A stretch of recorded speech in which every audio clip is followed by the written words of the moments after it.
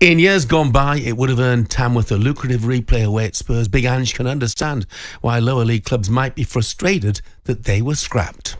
I get the sentiment, but at the same time, I've been banging on about less games. So it is a balancing act. The way the calendar is at the moment, it would be almost impossible for us to fit another game in. We're already struggling to fit it in, but I understand the sentiment around it. And I certainly believe in the competition and what it does offer every part of the football pyramid, and I think it should be protected. Ange Postecoglou there. Look, nobody's blaming Spurs for this, by the way. No. But the reason that those replays were scrapped was principally to pander to the wishes of the top 6 or 7. And nobody's blaming those clubs. It's the FA who made this decision. Had that been against, had it been, we've been talking Newcastle or Bournemouth or Brentford, well, they could have had a replay next week or the week after. They haven't got that sort of fixture issue. And we're talking about too many games. This is Tottenham, who at the end of last season went on a post-season tour or post-season trip to Australia. If you want to cut down games, cut down on those games. No, you're absolutely right, 100%. And listen, so is Big Ange. If you're in Big Ange's seat, you got to look after your own priorities. Of course, and that's yeah. Tottenham. So I understand, but he's clever enough and he's intelligent enough to understand the sentiment behind it. But I'm with you 100%. I'm with you 100%. We pander the big clubs, the top clubs, far too much. I mean, could you imagine Tamworth's day going to that stadium, which is arguably one of the best in Europe? Or it's not arguably, for my opinion, it definitely is one of the best in Europe. What a day out that would be. And incidentally, while I'm talking about it, I might as well inform you, there was the group our commentary position yesterday was on top of a scaffolding, right, built in scaffolding right above the Tottenham bench, who were right in front of a band of maybe about a few hundred Tamworth supporters who incidentally were magnificent throughout the entire 120 minutes, Jeff. When they walked out, everybody was getting it. Big Angie was getting it, the Spurs bench were getting it, you name it. The Tamworth supporters were giving them it. They were magic. They were I enjoyed their performance as much as I enjoyed their teams. But yeah, I think the fact of the matter is, I think the vast majority of people understand that it's very, very harsh on teams. For example, in Tamworth. Well, there's an element of saying it's fantastic that it is settled on the day. But from a Tamworth perspective, they're part-timers. They train twice a week. What do people think is going to happen in extra time? Of course, the superior fitness of the big boys will tell. But the other thing would be, somebody flicked a switch. Sorry, I'm interrupting you. No, I mean the other thing would be, honest to God, it was like somebody. I couldn't believe they lasted so long. Right, I could not believe it lasted. So I was at the game with my son, right, and I went to extra time, and I turned around to him and he said, "What do you think?" And I went 3-0. I said, "The legs have just gone," and once the first one goes in, they become even more mentally tired as much as physically, and you can just see them. They couldn't do it. Yeah.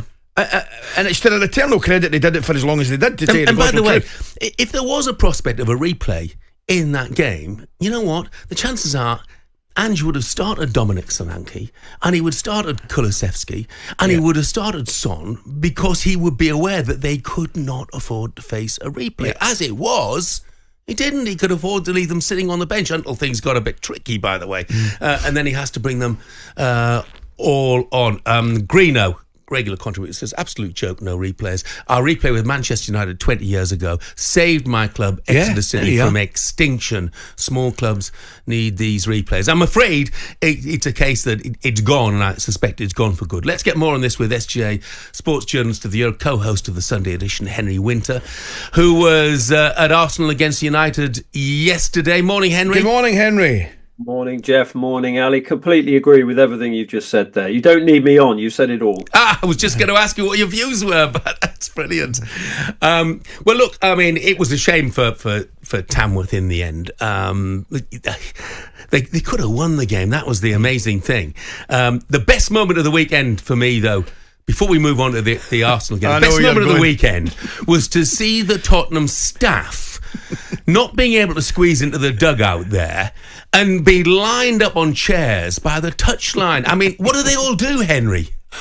Well, it's a cast of thousands. It's like a sort of Hollywood production. No, I mean, but it's interesting about Ange. I mean, an Australian journalist friend sent me pictures of the type of facilities that and pitches that Ange sort of A, grew up playing on, and B, coached at. And this is not completely new to him. No. So I actually think he was very respectful. But your point is completely right. A, the superior fitness, but B, the type of players that Ange could bring on at 90 minutes. He brought on Kulusevski, he brought on Son, and he brought on Jed Spence. He'd already, as you know, brought on Solanke after 68 minutes. So the strength in depth. And I was sitting in the press room at Arsenal, and everyone said, "Well, we know what's going to happen now. You know, Spurs are going to win." And so that inevitability, I mean, the obvious way round. Look, everyone said this at the time when replays were scrapped, and I don't quite understand why they scrapped them in the first and the second rounds when the European clubs are not involved there. But the only way round it is to have penalties at 90 minutes. And I know penalties are a test of anyone, and it'd be a test of non-leaguers as well as Premier League players. But at least then you wouldn't have the game effectively decided on who's got the superior fitness, which is always going to be the Premier League team. Yeah. Look, you were Arsenal against Manchester United yesterday. Afterwards, Mikel Arteta says, "I can't believe we've lost that game." Could you believe it? Yeah, I could, because they haven't got a centre forward. Yeah. I mean, you guys have been discussing this, almost since when the FA Cup started in 1871. It feels. I mean, it's just ridiculous, and I feel a bit for Havertz. I did enjoy his dive yesterday, and his confidence is obviously there, but he's not a number 9. No. He is a support striker, so he's not to blame for this. And the abuse that he and his wife have been getting is disgraceful. You know, it's the club's problem that they haven't gone out and bought a number 9 when their fans have been pleading with Arteta and the club to do that for ages. So look, it was very dramatic and extra time. Having said that, there shouldn't be extra time. It was a belting game for 2 hours and then a tense shootout. The best goalkeeper on the day, Altay Bendir, who's received some criticism. He was outstanding with his stop from Odegaard, then he's in the shootout from Havertz as well. I thought Maguire, who we've written off so many times at Manchester United, I thought he was fantastic. Matthijs de Ligt is almost getting back to some of his sort of better Ajax days. Lisandro Martinez, who looked like he got injured, went old school, went up front, dug deep, and harried players, Arsenal players, even when he was injured. So, no, I actually did think Manchester United deserved it. Not a positive sign, Henry. I mean, Amarim's come in and it's not been plain sailing, anything but performances. What Jeff and I were saying, performance against Liverpool and indeed Arsenal yesterday, it just looks as if United are slowly heading in I wouldn't say turned the corner, but they're heading back in the right direction, and it seems to be the opposite one for Arsenal. Well, for Manchester United's perspective, the attitude was absolutely spot on. That defiance when they went down to 10 men, but also this tactical element that Amarin's bringing in, the 3-4-2-1. I mean, so he had a whole 3 weeks coaching before the Liverpool game. You saw that in Manchester United's performance. Again, you look at how Manchester United played yesterday. They are absorbing his ideas. But what is fascinating is that he's continuing some of the work he does at Carrington, their training ground, actually during the match. After about 5 minutes, he was telling Alejandro Garnacho, who wasn't playing as a wing back, who was playing as the right-sided number 10, to tuck in more to give Rasmus Højlund a little bit more support. So look, you can see Amarin emotionally and tactically the impact he's having. Arteta, they just need a striker. I mean, obviously, Bukayo Saka's injury is really unfortunate. But if you put a top quality number 9 in there, Arsenal would pick up another trophy. Because we must remember they did win the FA Cup under Arteta with a centre forward. Henry, we question for you. Martin Odegaard, I don't think there's any doubting his talent. He's just an absolute joy to watch. I said to Jeff before we came on, I'm not sure he's just reached the heights that he had before his injury. Is that fair? It's a good point, but also he's a different player when Saka's not there. That combination that Arsenal had down the right with Ben White as well during Timbers is a good player. But that combination that those three had was fantastic, one of the best combinations in Europe. So yeah, absolutely, he's not at fully 100%. Maybe because of the injury, maybe because he's having to carry a team which doesn't have a centre forward. But look, any player would miss Bukayo Saka. Henry, thank you so much. Thanks, once Henry. again. Have a good week, mate. Pleasure. Have a good week. You can hear Henry every Sunday morning from 9 alongside Sean Custis on the Sunday edition. Very quickly, Matt in London said, if we're talking Tamworth, do we not need to clarify? The only reason they got to that round was because the previous round didn't go to a replay. Well, Matt, that's just complete nonsense, because they drew at Burton Albion.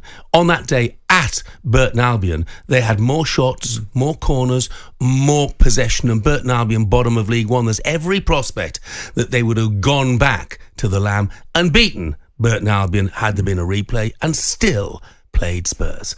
talkSPORT Breakfast, waking you up Monday to Friday morning from 6 a.m. on AM, on DAB, via the talkSPORT app and on your smart speaker. talkSPORT.